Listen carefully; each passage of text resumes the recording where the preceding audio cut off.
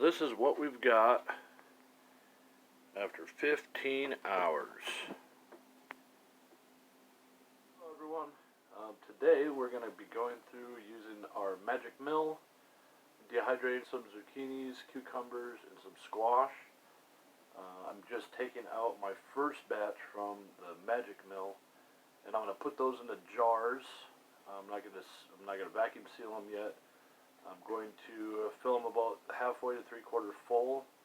I'll put them in a dark, traditional place where you put stored goods, and I'll check them for the first couple of days just to make sure that all the moisture is out of them.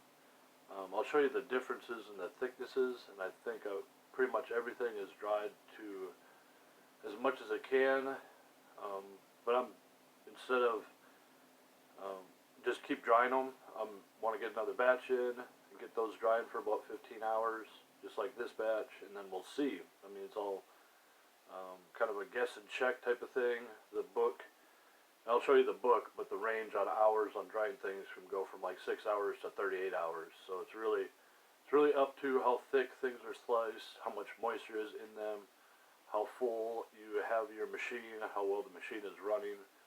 So I'll just take you along as I go through and jar this stuff, cut up some other stuff and get it in, some other zucchini and stuff that I have that you saw on the main thumbnail picture.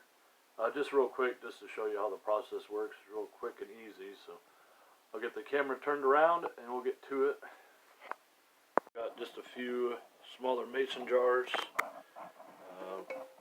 I guess they're bought by them, but they're typical ball containers. And here's some tomatoes I picked just earlier. I don't think we'll be doing anything with those except for eating them today, but let's move those out of the way. I wanted to show you, I'm basically just going to be dumping these in. I had seen some people sprayed their surfaces with some sort of oil. That's really unnecessary as far, at least for this type of fruit or vegetable. And see how dry that is. There's some thicker slices. Maybe this. And I've had a couple of these, and the real thin ones are really crispy, while these are kind of leathery. And that's what the book says, is that they should be leathery.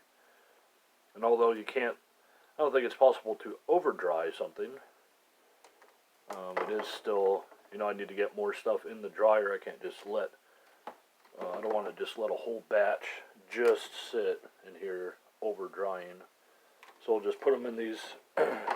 Whoa, that's another thing about this magic mill. As you can see, you can't just stick it out. So a lot of times I would just put it out here, I'd chop all my stuff here, whatever. Then I'd just grab a handful, put it here, and I'd just slide them back. It's not too big of a deal. But I'm just going to film. Whoa, see? Scary. So I'm just going to put them in these jars about halfway, 3/4 full.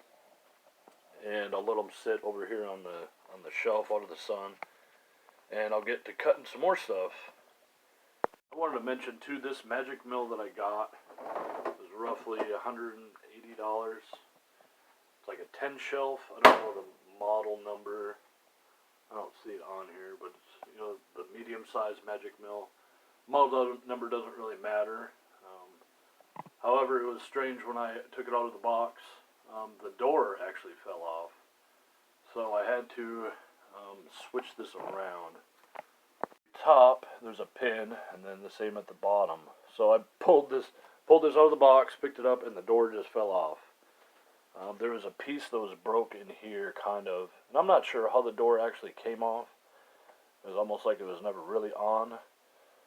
But I had to get this bottom one in, get this close enough so it was lined up, but the door was out here, and I just used my pocket knife, but I had to kind of wedge it, and then pry the door. So this little bit kind of went up a little bit, just a little bit, and then this slid in, and once it lined up with the hole inside of here, then it was fine. And now it works fine. It's just very strange that was like that. I haven't noticed any other quality difference or problems or anything like that. I just thought that was interesting. And that even if you order something and it looks like it's broken, maybe you can just pop it back together and it'll be alright.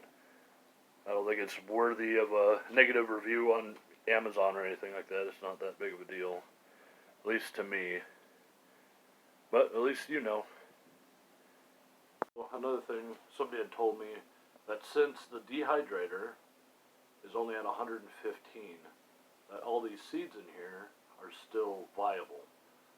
So even in the spring, let's say I still have, one of these jars left over, I can just simply bury one of these where my old plants were, and I could possibly get, 6, 7, 8 more plants out of just this one. So instead of taking, a rotted whatever and burying it in your compost or what have you, you can just simply save your seeds this way just by dehydrating 1 or 2 of each of your vegetables, and you can just grab a chip, put it in the ground in the spring, and just go from there, which I think is pretty cool. Here they are. They're all about, they're nearly full. I am going to end up just vacuum sealing them. I touched each one of them, and they're all obviously pretty dry, so that was pretty much maxing out 2, 3, 4, 5, 6, 7 of those trays, and those 2 pretty large, like zucchini and cucumbers. So I just wanted to show you, I did 15 hours for this, and if you look here, cucumber needs to be leathery. It takes 6 to 18 hours. So just to let you know, the smaller, and that's in half-inch slices. So my stuff has probably been pretty much good enough for a while. But the thinner you cut it, means the less shelf space you'll have overall. You'll be able to fit in a less, total quantity, but it will dry out quicker. So if it's something that I just want to cook over, dehydrate overnight, then it really depends on how fast I want it to go. To show you, so these are pretty big slices, and it's the thickness that has to do with the drying time of one of these cycles. Now if you want to chop these into smaller pieces, you'll be able to fit in more because there's a big gap there. So even these smaller pieces, you can fit more on a tray, and you don't want them overlapping or anything like that. So that'll save space. The thinner you cut them, the more you can fit in, or the shorter amount of time it'll take to dry. And the smaller pieces, so if these were cut in half, you'd be able to fit even more, because there'd be less wasted space. I do, just thinking about it, I would like to have more, some extra space. So I should cut these in half, but I'm just going to let them, because I want to get all this stuff cut up as quickly as possible so I can go on about my day. So I got that one big zucchini, and then I'll do one more of these, and then I'll fill up my machine, and I'll still have more to do tomorrow. So these will go back in the fridge. Second batch, and you can see just how much they shrunk. These just barely fit in between, and they're already that much smaller. And this was for 15 hours. I had to leave them overnight, and I just checked them, and they're ready to go into the glass jars. And what I'm going to do is I'm going to just put a handful of rice. There we go. I'm going to put a handful of rice, just kind of toss it inside, pack these a little bit fuller, more full,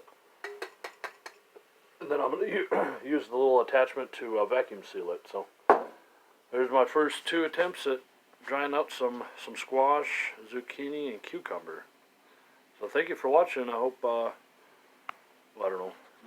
picking up this magic mill really is working out pretty well with the different controls that they have. That's kind of,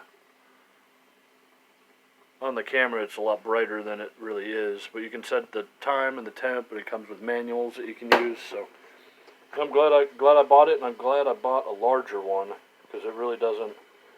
I can only do a couple of squash at a time, and it comes with different attachments.